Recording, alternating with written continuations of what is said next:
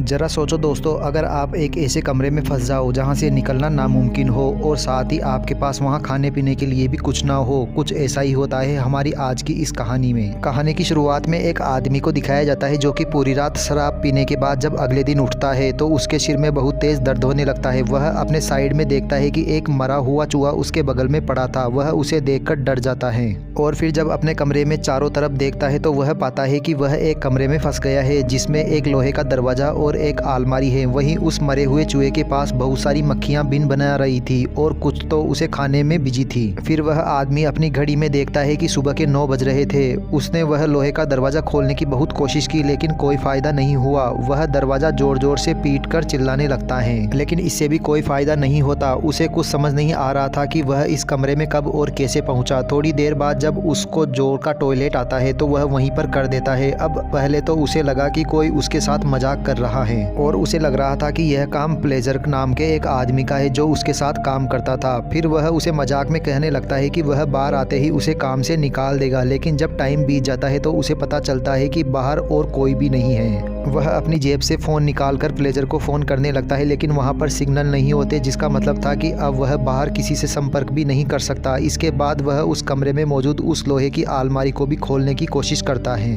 लेकिन वह भी पूरी तरह से बंद थी। फिर वह कमरे में घूमकर वहाँ पर छिपे कैमरे को भी ढूंढने की कोशिश करता है लेकिन वहाँ ऐसा कुछ भी नहीं था। अब उसे कुछ भी समझ नहीं आ रहा था, जिसके बाद वह बहुत गुस्सा हो जाता है और ज़ोर ज़ोर से अपने कलीग्स पर चिल्लाने लगता है। फिर वह अपनी बेल्ट निकालता है और उससे लोहे के दरवाजे को पीटने लगता है लेकिन इससे भी जब कुछ नहीं होता तो वह थक हार कर बैठ जाता है। उसने काफ़ी टाइम से कुछ खाया भी नहीं था तो वह चिल्लाकर कहने लगता है कि अगर उसे अभी भी बाहर नहीं निकाला तो वह सभी को पुलिस के हवाले कर देगा, लेकिन फिर भी बाहर से उसे कोई जवाब नहीं आता। अब ऐसे ही पूरा एक दिन बीत जाता है। वह नींद से उठकर अपना फ़ोन चेक करता है लेकिन तभी वह फ़ोन भी उसके हाथ से नीचे गिरकर टूट जाता है। वह न खाने के लिए कुछ था और न ही पीने के लिए, लेकिन उसे जिंदा रहने के लिए कुछ ना कुछ तो करना था। इसलिए वह अपना जूता उतारता है और उसमें ही टॉयलेट करके उसे पी जाता है। अब अकेलेपन और भूख की वजह से वह पागल होता जा रहा था। तभी अचानक उसे ऊपर लगी ट्यूबलाइट में एक चाबी दिखाई देती है। वह तुरंत उस लाइट को तोड़कर चाबी को बाहर निकालता है और फिर उस चाबी की मदद से वह उस लोहे की अलमारी को खोल लेता है जिसके अंदर उसे ऑक्सीजन के 2 सिलेंडर और कुछ खुदाई करने के औजार मिलते हैं। वह उन औजारों की मदद से उस लोहे के गेट को खोलने की कोशिश करता है लेकिन उस दरवाजे पर एक निशान तक नहीं पड़ता। फिर वह वेल्डिंग मशीन से दरवाजे को जलाने लगता है लेकिन उसे वह चलानी नहीं आती थी। तभी वेल्डिंग मशीन की आग देखकर उसे एक आइडिया आता है। वह उस आग का इस्तेमाल करके कमरे के फायर अलार्म को चालू करने की कोशिश करता है ताकि उसे थोड़ा पानी मिल सके, लेकिन वहां लगा अलार्म नकली होता है। इसके बाद वह छेनी हथौड़े से दरवाजे का ताला तोड़ने की कोशिश करता है लेकिन वह दरवाजा इतना मजबूत था कि उसे कुछ भी नहीं होता। अब भूख और प्यास से परेशान होकर वह डिप्रेशन में जाने लगता है, जिसके बाद वह अपना गुस्सा निकालने के लिए उस अलमारी को जोर जोर से पीटने लगता है लेकिन कुछ देर बाद वह फिर से शांत होकर बैठ जाता है।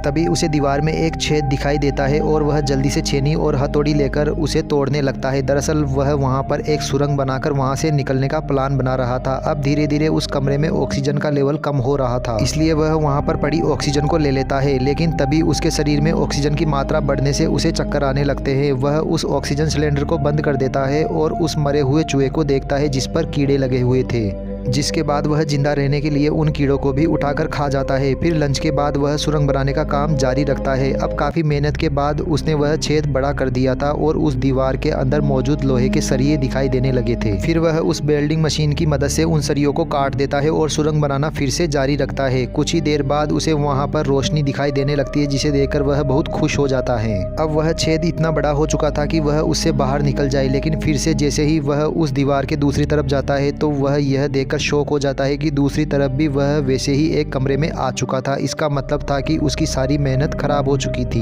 अब वह गुस्से में पागल होकर उस लोहे के दरवाजे को पीटने लगता है। फिर थोड़ी देर बाद वह शांत होकर कमरे में इधर उधर देखता है तो उसे वहां कोने में एक लोहे का बॉक्स दिखाई देता है। फिर वह उस बॉक्स को ओपन करता है और पाता है कि उसके अंदर एक लड़की बेहोश पड़ी है। फिर जब वह आदमी उस लड़की को जगाता है तो वह लड़की बुरी तरह से डर जाती है। फिर जब वह उससे बात करने की कोशिश करता है तो उसे पता चलता है कि वह दोनों एक दूसरे की भाषा नहीं जानते थे। वह लड़की डरकर उसी के ही पुराने कमरे में जाकर छिप जाती है। अब उस आदमी में उस लड़की को कुछ भी समझा पाने की ताकत नहीं थी, इसलिए वह रात गुजारने के लिए उसी बॉक्स में ही सो जाता है। लेकिन फिर आधी रात को ही वह डरी हुई लड़की आकर उसे जगा देती है। वह उस आदमी को सुरंग बनाने का काम जारी रखने के लिए कहती है, लेकिन अब भूख प्यास की वजह से उसमें अब कुछ भी करने की ताकत नहीं बची थी। इतने दिन काम करते करते उसके हाथों पर चोट भी आ गई थी। अब उसे आराम की सख्त जरूरत थी। अब वह लड़की खुद ही वह औजार उठाकर सुरंग खोदना शुरू कर देती है, लेकिन उसे यह काम करना इतना भी आसान नहीं था। फिर थोड़ी देर बाद उसे भी टॉयलेट आ जाता है और वह दूसरे कमरे की तरफ जाने लगती है, लेकिन वह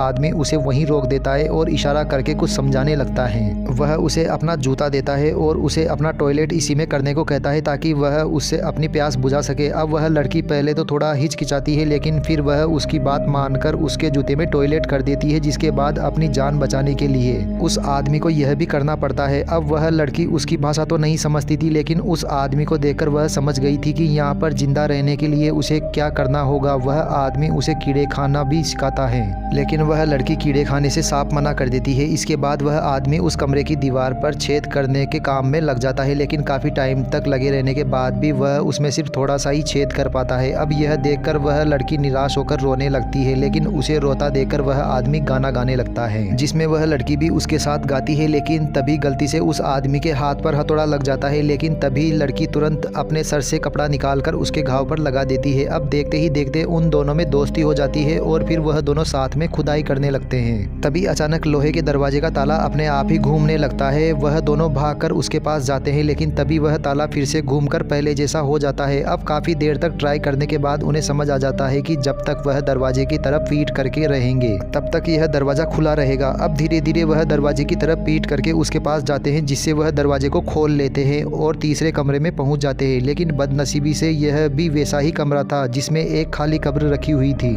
और बाकी दो कमरों की तरह लोहे का दरवाज़ा भी लगा था। तभी लड़की जल्दी से पिछले कमरे के सारे औजार लेकर वहां आ जाती है। इसके बाद वह दोनों इस दरवाजे को भी पहले की तरह ही खोलने की कोशिश करते हैं, लेकिन उनकी काफ़ी कोशिशों के बाद भी यह दरवाज़ा बंद ही रहता था। अब उनके पास वह कब्र खोदकर सुरंग बनाने के अलावा कोई और रास्ता नहीं बचा था। अब उस आदमी के शरीर में बिल्कुल भी ताकत नहीं थी और वह चक्कर खाकर बेहोश हो जाता है, लेकिन वह लड़की बिल्कुल ठीक थी क्योंकि उसने इतना ज़्यादा काम नहीं किया था। तभी उस आदमी के शरीर में बुखार आना शुरू हो जाता है। अब उस आदमी को लगने लगता है कि शायद उन्हें यहाँ पर जिसने कैद किया है वो उन दोनों को एक दूसरे को मारते हुए देखना चाहता है, इसलिए बाहर निकलने के लिए उनमें से एक को मारना जरूरी होगा। अब यह सब कुछ खत्म करने के लिए वह आदमी उस लड़की को मारने के बारे में सोचने लगता है, लेकिन वह ऐसा नहीं कर पाता। अब उस आदमी की जिंदा रहने की सारी इच्छाएं खत्म हो चुकी थी, इसलिए वह खुद को ही उस कब्र में बंद कर लेता है और मौत का इंतजार करने लगता है। वहीं वह लड़की उसे थप्पड़ और घुसे मारकर जगाए रखने की कोशिश करती है, लेकिन वह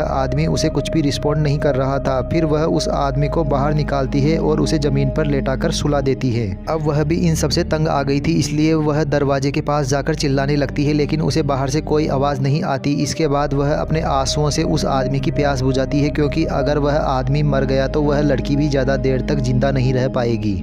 फिर कुछ देर बाद वह लड़की अपने कपड़े उतारना शुरू कर देती है। वहीं बेहोशी की हालत में भी वह आदमी समझ जाता है कि वह लड़की उसके साथ क्या कर रही है, जिसके बाद जैसे तैसे वह लड़की उसे जगाए रखने की कोशिश करती है, जिसके कुछ ही देर बाद वह दोनों थक कर ज़मीन पर सो जाते हैं। फिर थोड़ी देर बाद जब उस आदमी की आँख खुलती है तो वह देखता है कि वह लड़की उसके पास ही सो रही है। फिर वह रेंगते हुए दूसरे कमरे तक जाता है और बॉक्स में से एक कपड़ा उठाकर उस लड़की को उड़ा देता है, जिसके बाद वह कमजोरी से एक बार फिर से बेहोश हो जाता है। तभी उसे ताले की घूमने की आवाज़ सुनाई देती है, जिससे वह दोनों तुरंत उठ जाते हैं और पिछली बार की तरह ही इस बार भी वह दोनों पीठ दिखाकर दरवाजे की तरफ जाने लगते हैं। अब वह आदमी इतना ज़्यादा कमज़ोर हो चुका था कि वह खुद से चल भी नहीं पा रहा था। तभी वह लड़की किसी तरह से उसे सहारा देकर अपने साथ दरवाजे तक ले जाती है। फिर वह उस दरवाजे को खोल लेते हैं और एक खूबसूरत सी जगह पर पहुंच जाते हैं। यह दुनिया किसी स्वर्ग से कम नहीं थी और इतना सुंदर नज़ारा उन दोनों ने आज तक नहीं देखा था। अब वह दोनों एक दूसरे की तरफ देखकर खुशी से मुस्कुराने लगते हैं, क्योंकि इतनी मुश्किल सहने के बाद उन्हें इसका अंत इतना खूबसूरत जो मिला था। और इसी के साथ यह कहानी यहीं खत्म हो जाती है। दोस्तों, यह मूवी आपको कैसी लगी? अगर वीडियो पसंद आई हो तो चैनल को सब्सक्राइब कर दीजिए और वीडियो को लाइक कर दीजिए। मिलते हैं अगली मूवी के साथ, तब तक बने रहिए हमारे साथ।